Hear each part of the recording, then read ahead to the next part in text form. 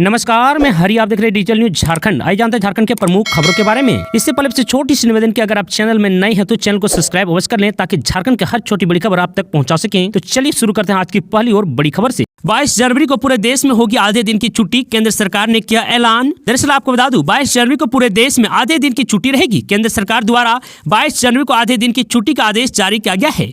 इस दिन अयोध्या में राम मंदिर की प्राण प्रतिष्ठा की जानी है। इस दिन होने वाले कार्यक्रम को लेकर लोगों की मांग थी कि छुट्टी घोषित की जाए ताकि लोग इस दिन घर से भी कार्यक्रम को टीवी पर देख सके, जिसके बाद ही इसको लेकर 22 जनवरी के दिन आधे दिन की छुट्टी की घोषणा की गई है। वहीं आपको बता दें, इस दिन छुट्टी को लेकर केंद्र सरकार ने पत्र जारी कर जानकारी दी है। पत्र में कहा गया है कि कर्मचारियों की भारी भावना और उनके अनुरोध के कारण केंद्र सरकार ने आधे दिन की छुट्टी का ऐलान किया है। इस अवसर पर पूरे भारत में सभी केंद्र सरकारी कार्यालयों, केंद्र स्थानों और केंद्र औद्योगिक प्रतिष्ठानों में 22 जनवरी को दोपहर 2:30 तक आधे दिन की छुट्टी रहेगी। वहीं राम मंदिर प्राण प्रतिष्ठा को लेकर 22 जनवरी को दोपहर लगभग 12:30 पर मुहूर्त होगा। ठंड को देखते हुए झारखंड के सभी स्कूलों का बदला समय। दरअसल आपको बता दूं, झारखंड में ठंड और शीतलहर के बढ़ते प्रकोप की वजह से स्कूलों के समय में बदलाव किया गया है। इसके लिए झारखंड सरकार के स्कूली शिक्षा एवं साक्षरता विभाग की ओर से आदेश जारी किया गया है। 19 जनवरी से राज्य के सभी सरकारी, गैर सरकारी और प्राइवेट स्कूलों में समय परिवर्तन किया गया है।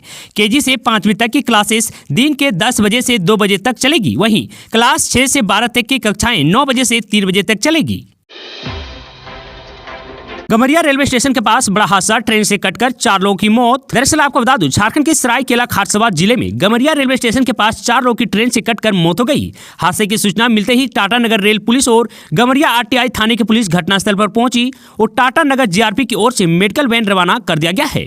आपको बता दें कि स्थानीय लोगों के अनुसार घटना गुरुवार देर शाम 4:55 पर हुई है। जिस वक्त हादसा हुआ उस समय हरिद्वार से भुवनेश्वर जाने वाली उत्कल एक्सप्रेस गुजर रही थी।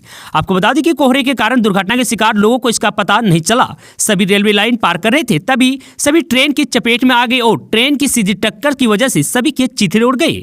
आपको बता दें कि उत्कल एक्सप्रेस गार्ड ने घटना की जानकारी गमरिया के साथ साथ टाटा नगर स्टेशन को दी। हालात यह थी कि सबकी पहचान कर पाना मुश्किल था। अभी तक यह पता नहीं चल पाया है कि मृतकों में कितने पुरुष और कितनी महिलाएं हैं। वहीं आपको बता दें कि घटनास्थल में मृतक एक युवक के पास से ड्राइविंग लाइसेंस मिला है, जिसमें रविंद्र कुमार टच पॉइंट आदित्यपुर का पता चला है। वहीं घटनास्थल पर पड़े एक सर्टिफिकेट में बिहार के बांका का नाम है। जिस जगह पर हादसा हुआ है वहां काफी अंधेरा रहता है।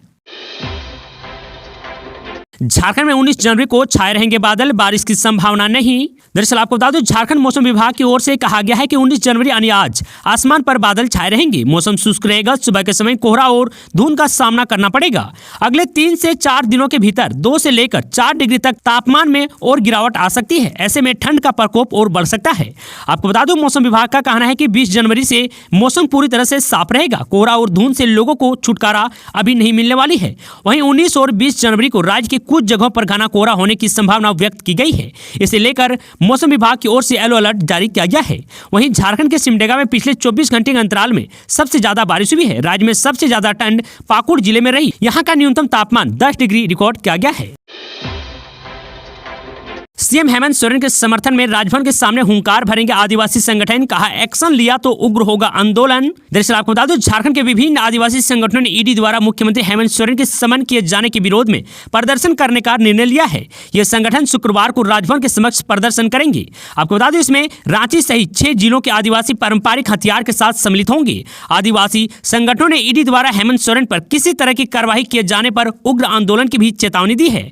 आपको बता दूं, केंद्र सरना समिति के अध्यक्ष अजय तिर्की ने रांची के धुमड़िया भवन में मीडिया से रूबरू होते हुए आरोप लगाया है कि ईडी केंद्र के इशारे पर एक आदिवासी मुख्यमंत्री को परेशान कर रही है। इसकी यह कार्रवाई सिर्फ गैर भाजपा शासित राज्यों में हो रही है। तो वहीं अजय तिर्की के अनुसार शुक्रवार को होने वाले प्रदर्शन में लोहरदगा, गुमला, खूंटी, तमाड़, रामगढ़, हजारीबाग, रांची के अलावा अलग अलग शहरों से लोग आएंगे। और उन्होंने ये भी कहा कि आदिवासियों ने कभी भी अंग्रेजों के खिलाफ घुटने नहीं टेके। जिस तरह अंग्रेजों के विरुद्ध लड़ाई लड़ी गई उसी तरह का विरोध शुरू होगा। शीतलहर को देखते हुए स्कूलों में कक्षा 5 तक पढ़ाई बंद, आदेश जारी।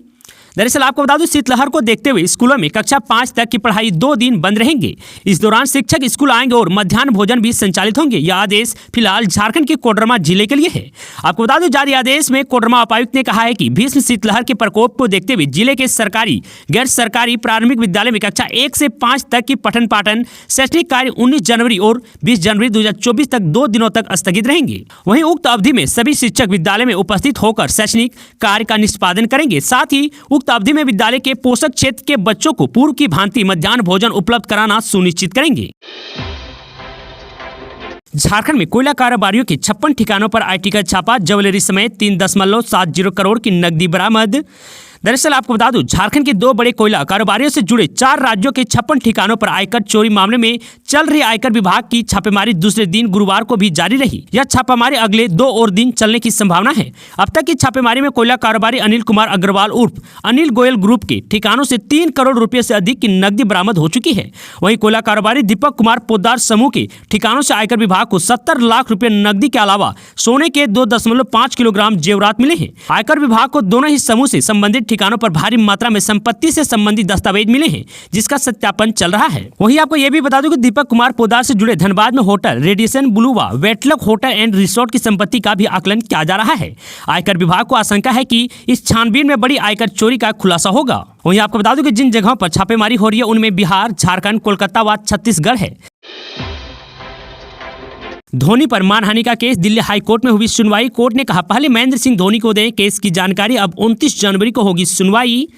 दरअसल आपको बता दें, भारतीय क्रिकेटर टीम के पूर्व कप्तान महेंद्र सिंह धोनी के खिलाफ दिल्ली हाई कोर्ट में मानहानि का केस दायर किया गया है, जिस पर गुरुवार को सुनवाई हुई। यह सुनवाई जस्टिस प्रतिभा एम सिंह की अदालत में हुई है।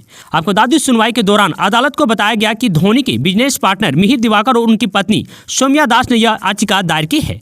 धोनी पर किए गए मानहानि के केस की जानकारी उन्हें दी गई है। इस पर जस्टिस प्रतिभा एम सिंह ने कहा कि दायर याचिका पर सुनवाई या दूसरी जानकारी लेने से पहले एमएस धोनी को बताएं कि उन पर उनके बिजनेस पार्टनर ने मानहानि का केस किया है। अदालत ने कहा कि प्रतिवादी संख्या 1 यानी महेंद्र सिंह धोनी को केस की जानकारी देना उचित है। अदालत ने केस की जानकारी ईमेल के जरिए भेजने का आदेश दिया है। इस मामले में अब सुनवाई के लिए अदालत ने 29 जनवरी की तारीख तय की है।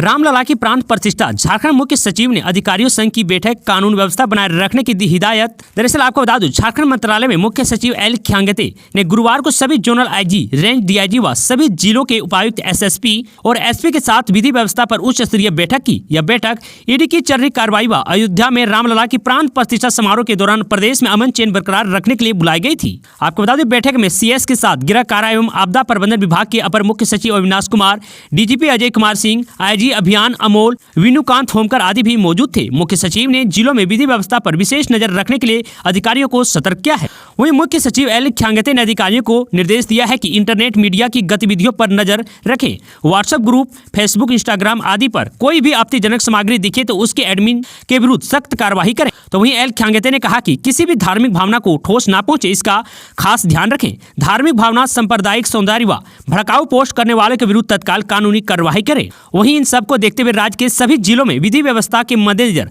अग्निशमन, आंसू गैस, रबर बुलेट से जवानों को लैस कर दिया गया है। इसके अलावा जिले में जिला बल के अलावा rapid action police, Indian reserve battalion, Jharkhand सशस्त्र पुलिस, जैप के जवानों को भी तैनात कर दिया गया है। खराब मौसम की वजह से 20 विमानें रद्द, रांची में 5 चक्कर काटने के बाद एक फ्लाइट शमशाबाद लौटी। दरअसल आपको बता दूं, झारखंड में खराब मौसम और घने कोहरे की वजह से देश के अलग अलग हिस्सों में आने और रांची से अन्य राज्यों को जाने वाले विमान को रद्द कर दिया गया है। कम से कम 20 विमान रद्द हो गए हैं। आपको बता दूं, इसमें 12 विमान रांची आने वाले थे, जबकि रांची से जाने वाले 8 फ्लाइट को भी रद्द करना पड़ा। आपको बता दूं, बिरसा मुंडा एयरपोर्ट के सूत्रों ने गुरुवार को बताया कि विमान पर विजिबिलिटी दृश्यता 500 मीटर से भी कम रह गई थी, इसलिए 20 विमान को रद्द करना पड़ा। एक विमान 5 चक्कर लगाने के बाद शमशाबाद हैदराबाद लौट गया। शमशाबाद रांची इंडिगो की फ्लाइट सुबह 10:30 बजे रांची पहुंची, लेकिन विजिबिलिटी की कमी की वजह से इस विमान को लैंड नहीं करवाया जा सका। इंडिगो की यह फ्लाइट काफी देर तक रांची के आसमान में उड़ान भरती रही। 5 चक्कर लगाने के बाद भी जब पायलट को फ्लाइट को लैंड करना संभव नहीं लगा तो फ्लाइट को वापस हैदराबाद लौटना पड़ा।